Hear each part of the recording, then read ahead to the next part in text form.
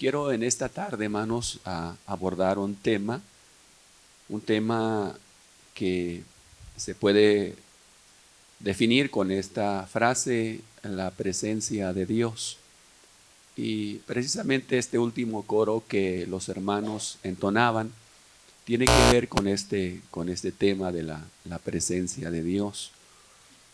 Y muy particularmente, hermanos, para tratar un tema específico de este tema general, quisiera hablarles, hermanos, de las condiciones que propician su presencia. Condiciones que propician su presencia, hablando de la presencia de Dios. ¿Qué condiciones, hermanos, se deben de reunir para que el Señor pueda hacer acto de presencia? Es lo que quiero platicar con ustedes, hermanos, en este tiempo que el Señor me ha concedido. Quiero hacerlo desde la perspectiva de un versículo que encontramos allí en el libro de Mateo, por lo cual le voy a invitar a que vaya ahí, por favor. El libro de Mateo, capítulo 18 y versículo 20. Recordemos, hermanos, el tema presencia de Dios, condiciones que propician su presencia. Mateo 18, 20.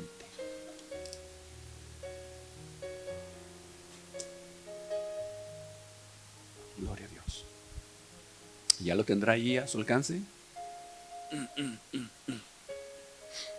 Bien, está corto el texto, por lo cual le invito a que lo lea junto conmigo.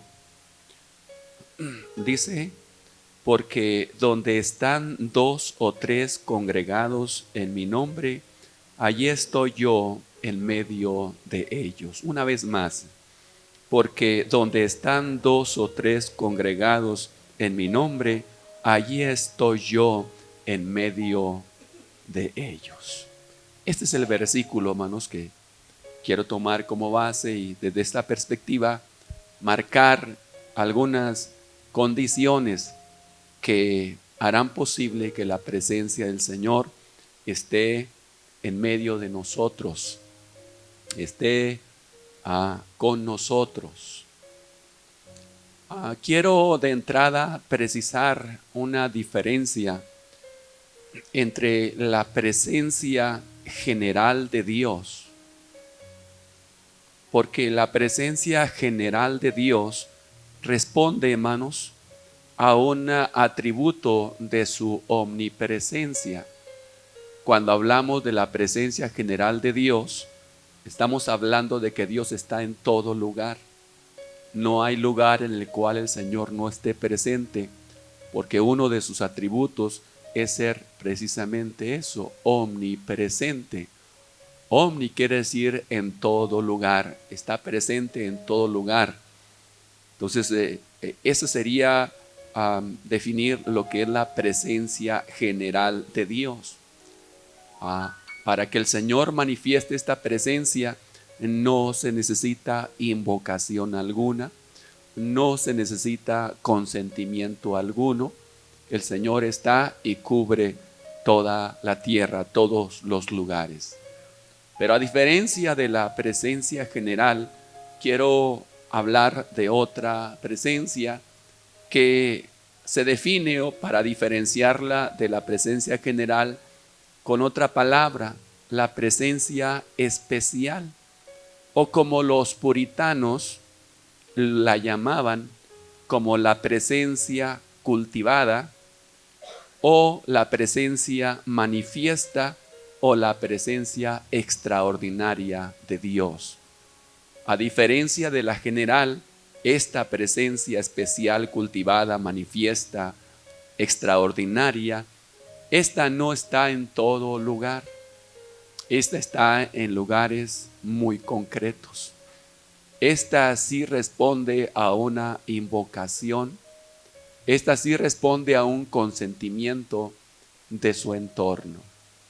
Entonces, ¿a cuál presencia me quiero referir?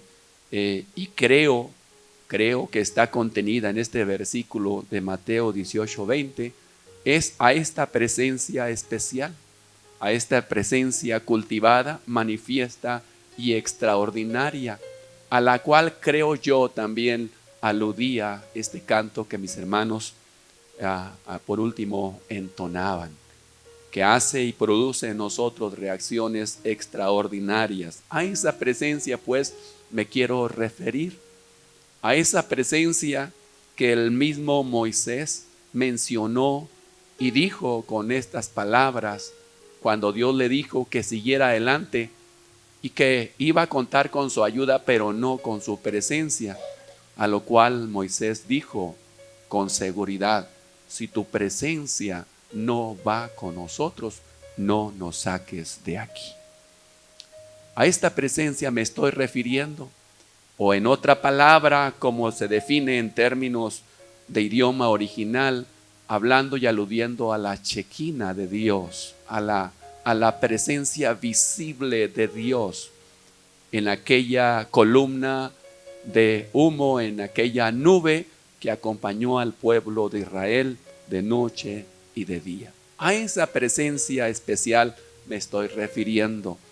Quiero hablar entonces de las condiciones para que esa presencia se manifieste entre nosotros. Bien, puntualizando nuestro texto, quiero de ahí extraer tres apartados, tres condiciones que creo que deben de estar presentes para que el Señor se manifieste. La primera de ellas, en el texto, en la primera parte del texto la encontramos, o la base, particularmente en la frase donde dice 2 o 3. 2 o 3. Donde 2 o 3. Quiero especificar esa frase, 2 o 3, para decir que esta condición o esta primera condición se cumple cuando se privilegia lo plural. Cuando se privilegia lo plural. Todos nosotros sabemos definir el número en cuanto a singular y en cuanto a plural. Todos nosotros lo sabemos. Singular se refiere solamente a un ente, a una cosa.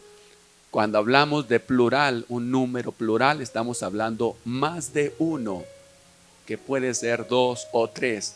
Y creo que aquí se está privilegiando lo plural. Lo plural. Con esto quiero decir que a Dios le interesa el número, aunque no exige multitudes, pero sí le interesa el número, y esto no podemos pasarlo por alto. No podemos pasarlo por alto y considerar otras cosas. A raíz de este versículo es la primera condición, y creo, hermanos, que en un orden ascendente sería aquello más sencillo que pudiéramos poder cumplir. Aquí se privilegia lo plural. Si esta condición está presente, hay buenas posibilidades de que también el Señor pueda estar presente.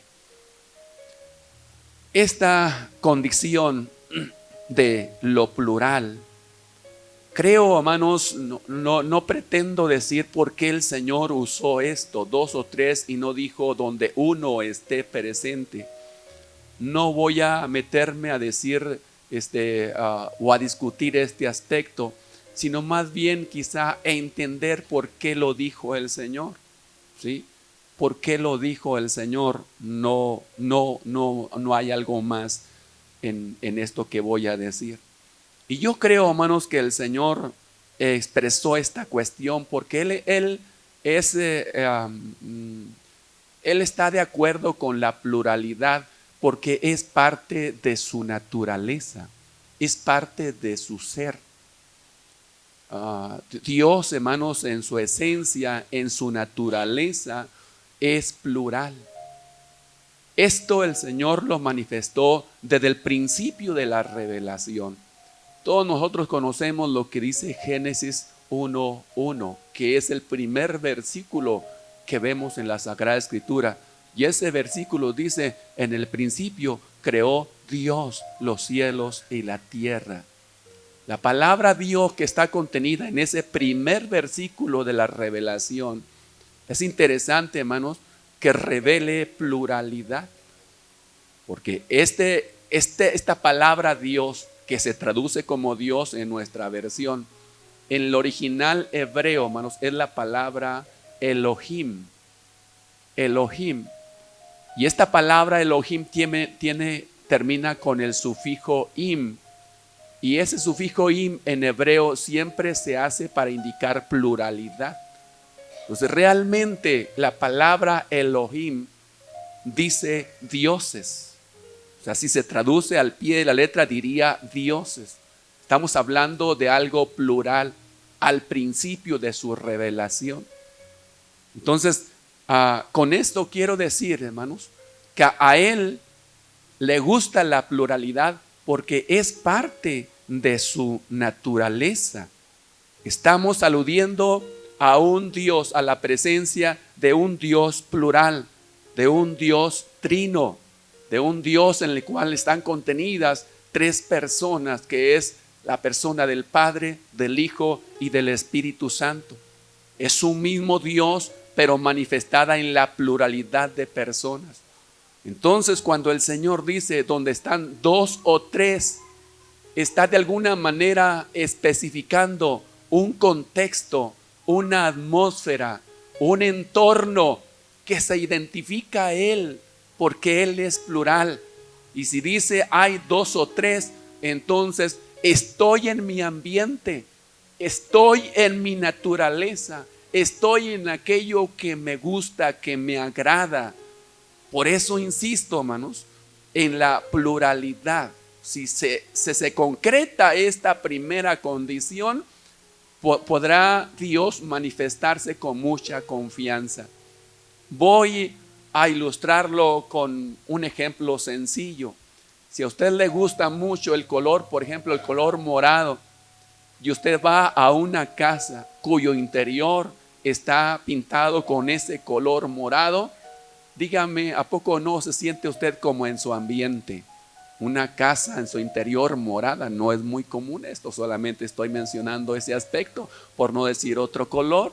Pero cuando hay un entorno que a mí me gusta, ¿cómo me siento yo? Me siento cómodo, me siento que estoy en mi lugar, me siento que no estoy en un entorno desconocido, sino un entorno que me agrada y me gusta estar en ese espacio. Entonces, cuando se reúne esta condición de pluralidad, estamos hablando de que Dios, hermanos, está requiriendo esto para hacer acto de presencia, porque es parte de su naturaleza. Él está presente donde hay un entorno en el cual se puede identificarse Él, se siente a gusto, se siente cómodo. No tenemos a un Dios, hermanos, solitario o individualista, sino aquel que le gusta estar en compañía, empezando por su esencia, que es realmente, hermanos, plural. Entonces, yo creo, hermanos, que el Señor dijo dos o tres porque es parte de su esencia y de su naturaleza, y eso le hará estar en una situación de bastante comodidad. Cuando Dios se siente a gusto, se siente en un entorno agradable, hermanos, el Señor no retardará su manifestación de estar presente. Gloria a Dios.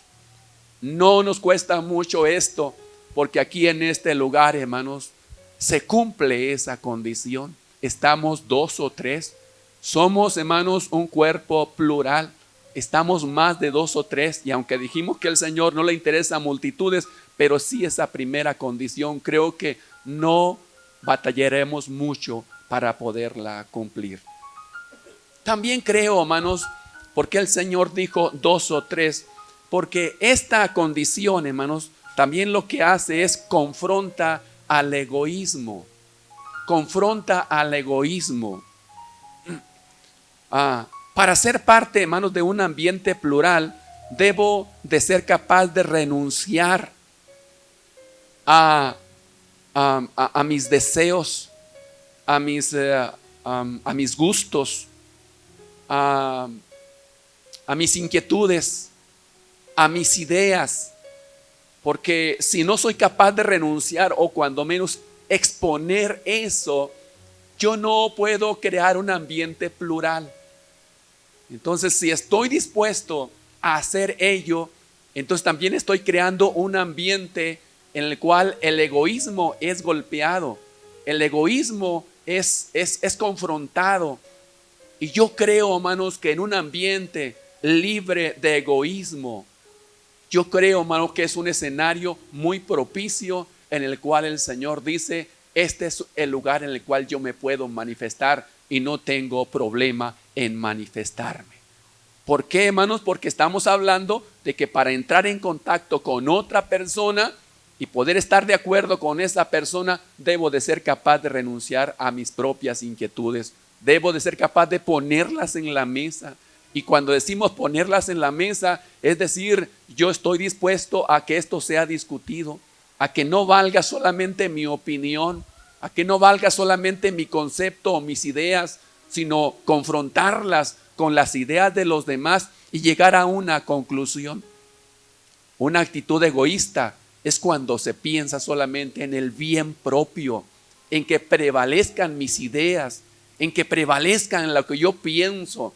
Y si no se hace lo que yo pienso y lo que yo deseo, entonces me voy, entonces me aparto, entonces no soy parte de esto. Por eso digo, en un ambiente plural hay muchas posibilidades de que también sea un ambiente libre de egoísmos, o que el egoísmo cuando menos se vea confrontado. Y en este ambiente yo creo que el Señor se puede manifestar con mucho más facilidad.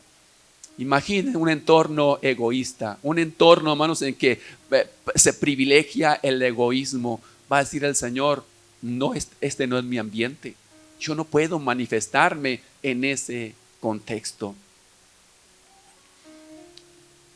El Señor, hermanos, no fue egoísta. La palabra del Señor dice por allí en Filipenses capítulo 2 versículos 6 y 7, dice: el cual, siendo en forma de Dios, no estimó el ser igual a Dios como cosa a que aferrarse, sino que se despojó a sí mismo, tomando forma de siervo, hecho semejante a los hombres. El Señor, hermanos, participó de esta actitud, no ser egoísta. Él había podido retener esa cuestión, seguir siendo como Dios, al lado de Dios. Pero la palabra del Señor dice que Él no escatimó y no estimó eso como algo sublime. Lo dejó, se despojó de aquello para venir a tomar forma humana como nosotros, no pensando en su bienestar, sino pensando en el bienestar suyo y en el bienestar mío. El Señor no fue egoísta.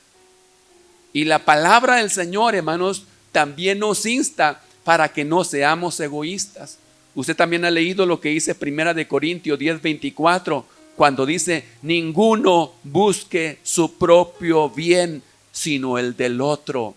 Eso dice el apóstol Pablo y lo recomienda a la iglesia, hermanos, que ninguno busque su propio bien, sino el del otro.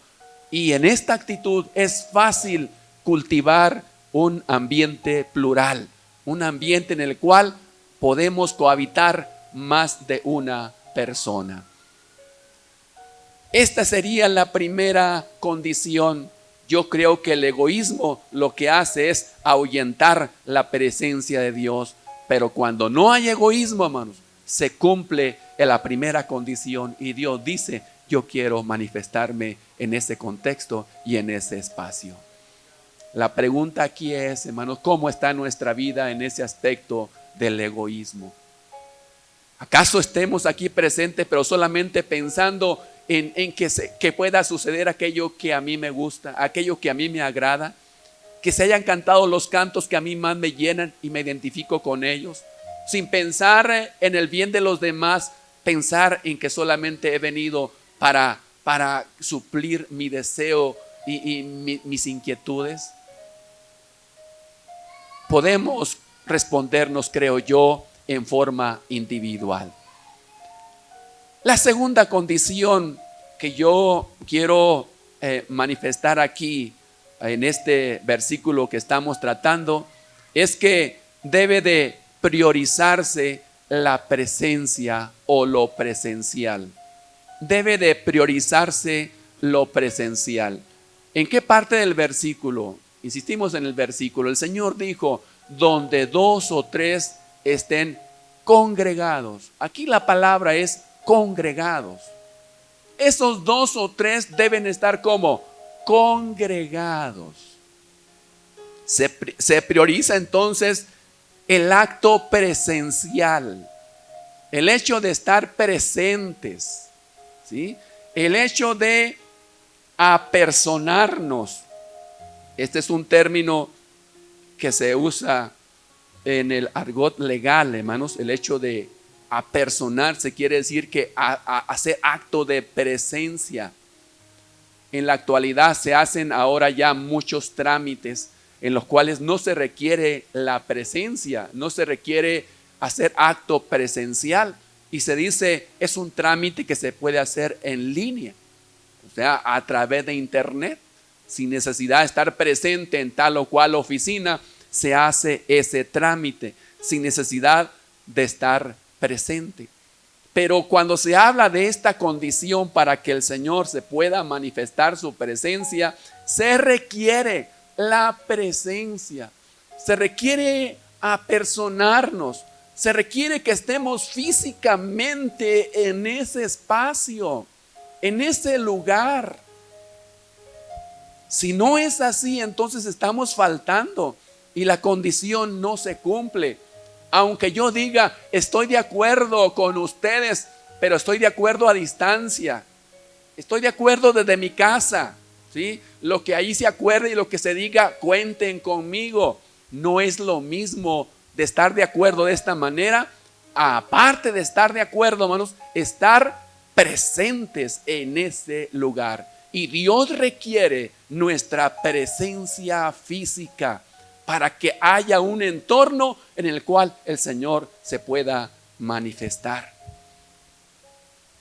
Algunos promotores del modernismo, hermanos, se han atrevido a decir que la época de la iglesia presencial va a pasar y tiene que darle espacio y lugar a la iglesia virtual, en la cual ya no sea necesaria el congregarnos, sino cada uno en su casa sea ministrado a través de una línea virtual.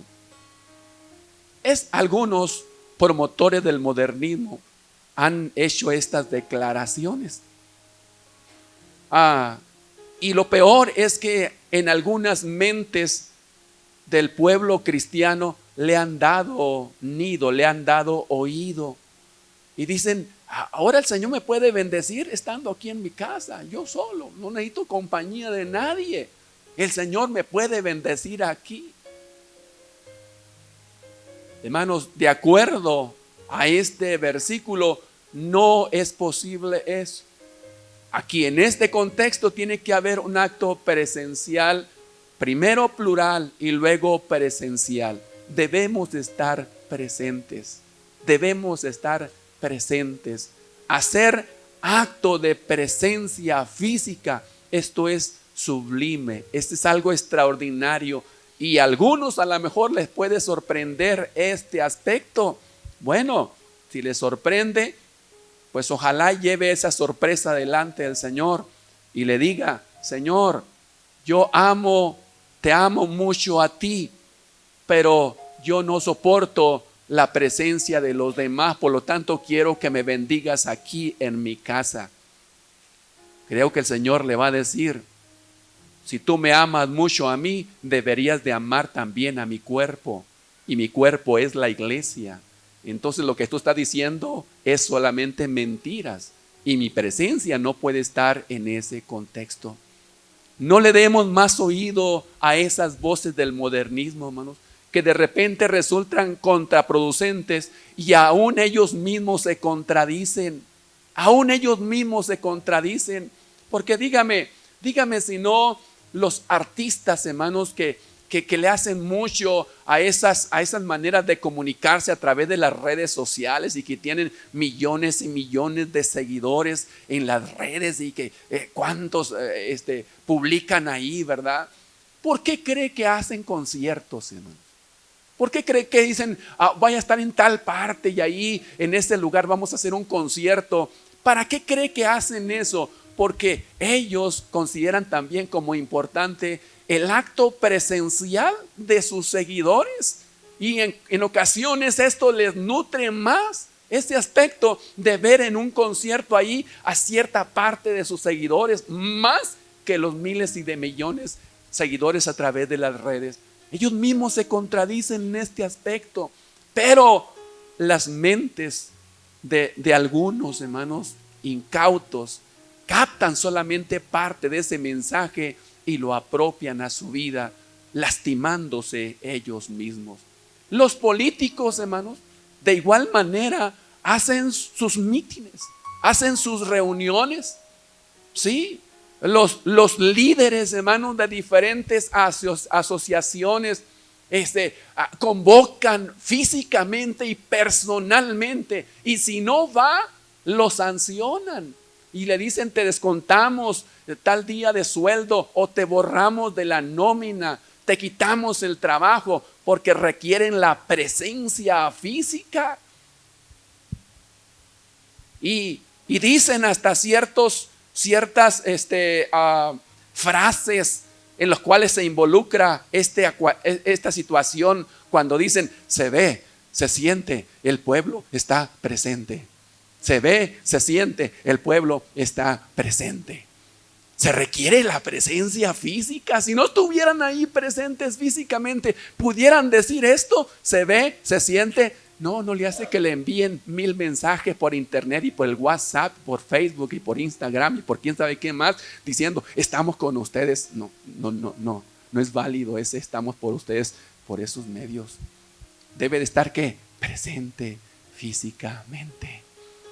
Y es interesante que en este versículo se diga: estén congregados, ahí juntos. Jesucristo, hermanos, promovió este aspecto de congregarse. Él traía un mensaje superior, extraordinario, y nunca cuestionó el congregarse.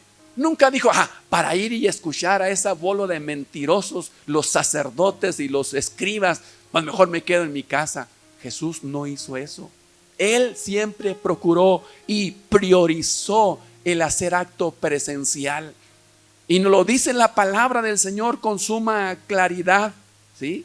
Allí en Lucas 4:16 dice que cuando Jesús llegó a Nazaret, donde él había nacido, dice: entró en la sinagoga, y dice esta frase: conforme a su costumbre. Era un hábito, él cultivaba estar presente.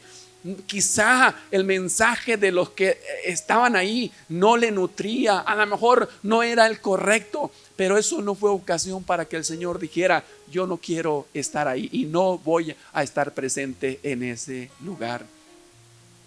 El salmista en uno de sus salmos dice: anhela mi alma, ardientemente desea estar en los atrios de Jehová. Eran personas que tenían esto bien metido en sus huesos, que necesitaban estar presentes, y cuando no lo estaban, porque quien escribió este salmo dicen que ellos estaban en la cautividad, no podían ir al templo, no podían ser convocados ahí porque estaban cautivos en otro lugar, pero ellos decían y expresaban: anhelo, deseo ardientemente hacerlo, porque era parte de ellos. El mismo David dijo: yo me alegré con los que me decían: a la casa de Jehová iremos. El Señor nos dice a todos nosotros en Hebreos 10:25: no dejando de congregarnos como algunos tienen por costumbre, y cuanto más cuando veis que aquel día se acerca, el día final. los últimos días. Tal es así nuestra requerimiento de estar presenciales allí, que el Señor cuando venga, hermanos, no solamente recibirá nuestro espíritu, sino cuando venga, dice, seremos resucitados.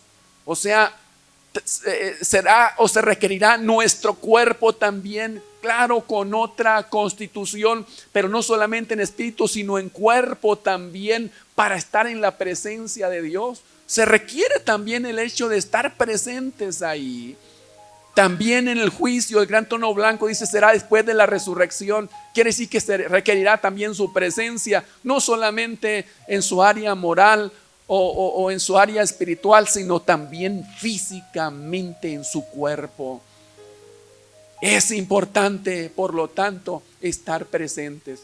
Celebro que haya dejado por un rato su casa, por un tiempo su casa, y esté presente aquí. Creo que parte también de esta condición está cumplida en este lugar. Pero hay algo más que debemos de agregar. La palabra congregarse o congregados que aparece en este versículo de Mateo 18:20, hermanos, significa algo más que estar juntos. Significa algo más que estar en compañía. Para referirse a estar juntos, el idioma hebreo usa la palabra metá, que significa estar en compañía de otros. Metá. Pero la palabra griega que aparece aquí en Mateo 18:20 no es la palabra metá, es la palabra sunago. Y la palabra sunago indica algo más que estar juntos. Es conducirnos, ¿sí?, juntos. Y luego dice ahí, en unidad. Ya es un paso más de estar juntos. No es lo mismo estar juntos que estar unidos. Son dos cosas diferentes. Estar juntos es estar aquí presentes todos, pero estar unidos ya es otra cosa. Se requiere participar de algo más para estar unidos. Pues bien, esta palabra sunago indica algo más que compañía. Eso está por verse también si estamos en unidad aquí. Estamos juntos, sí, claro, estamos bajo un mismo techo, pero ¿estaremos unidos?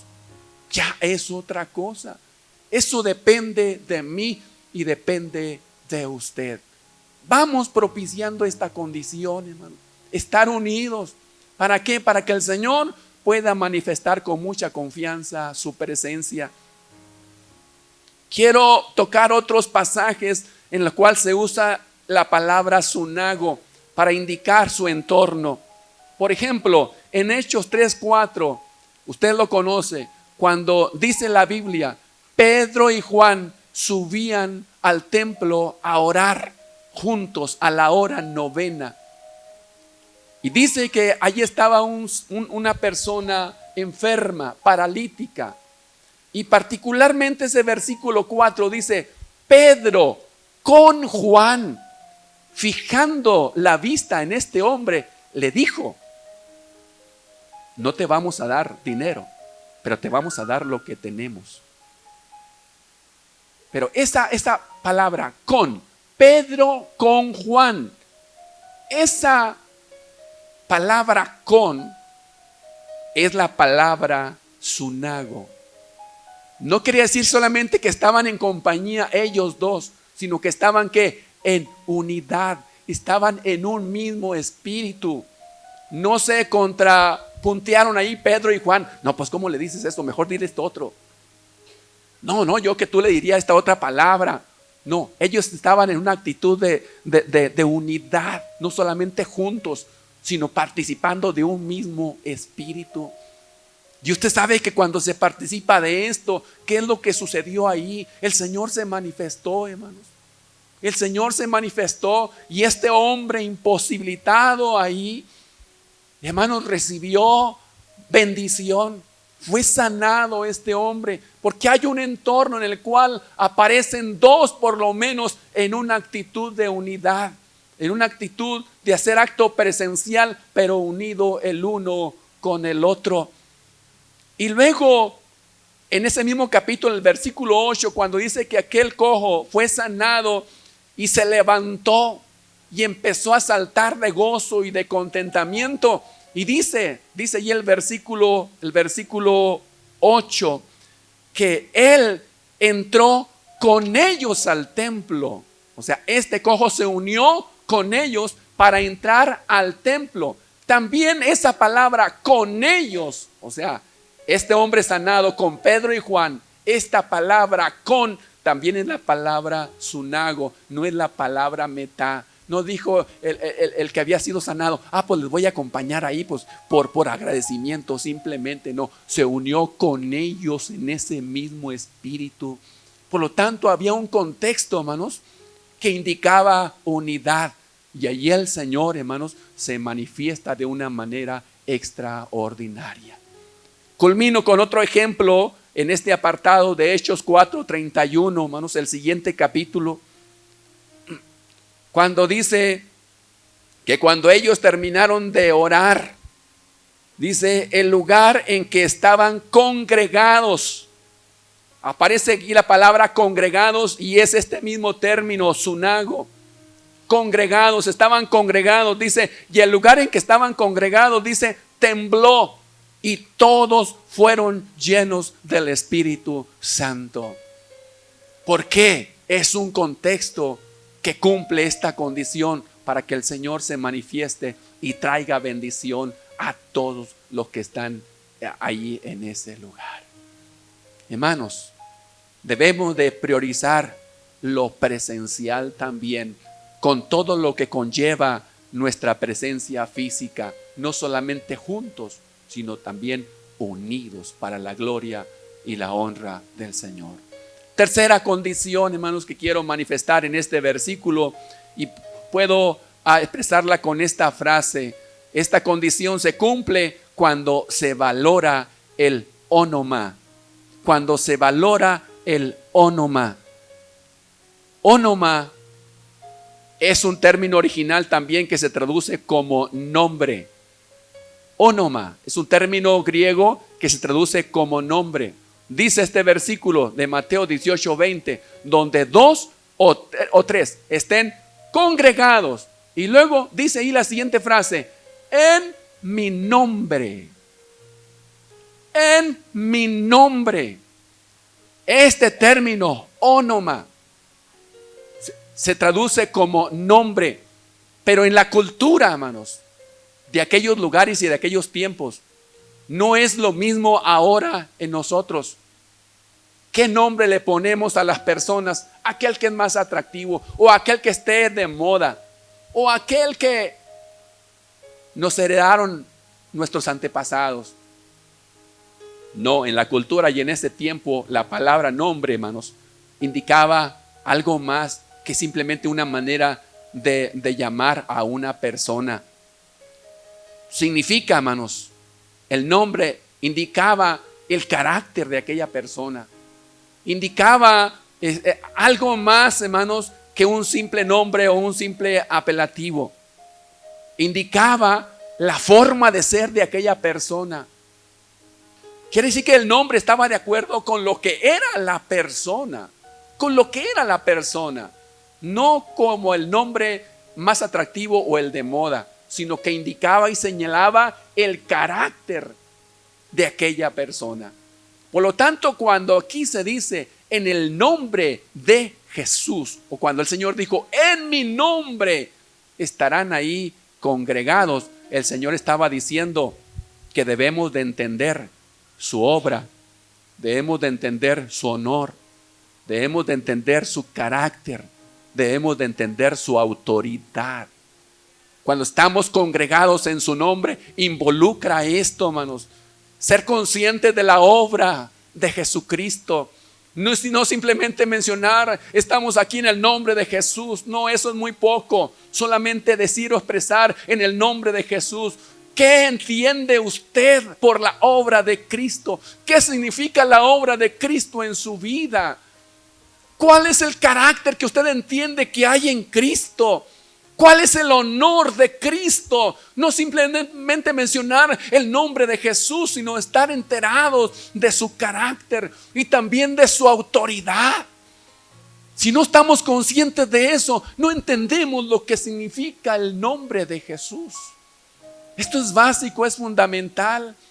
Cuando esto, hermanos, cuando los anteriores se han puesto y se han cumplido, se corona con esta cuestión: estar conscientes del nombre de Cristo. El nombre de Cristo es estar conscientes plenamente de esto. El nombre está ligado al ser de esa persona. Estar congregados en su nombre es saber realmente quién es Jesús. ¿Quién es Jesús? No simplemente cómo se llama, sino quién es Jesús. Recuerda aquellos hombres que quisieron exorcizar a una persona diciéndole: en el nombre del que predica Pablo, sal fuera. Solamente mencionaba el nombre. No entendía, no comprendía lo que significaba el nombre de Jesús. Por lo tanto, hermanos, no le resultó. No le resultó. Hay otros que dicen: en tu nombre hicimos esto y hicimos aquello más y esto más. Y el Señor dijo: yo no os conozco, porque es solamente el nombre, pero no entienden quién es Jesús, cuál es el carácter de Jesús.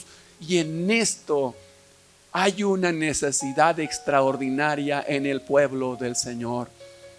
Estamos en muchas ocasiones aquí pronunciando el nombre de Jesús sin saber realmente quién es Jesús en su plenitud. Solamente para encuadrar un poquito esta cuestión, hermanos.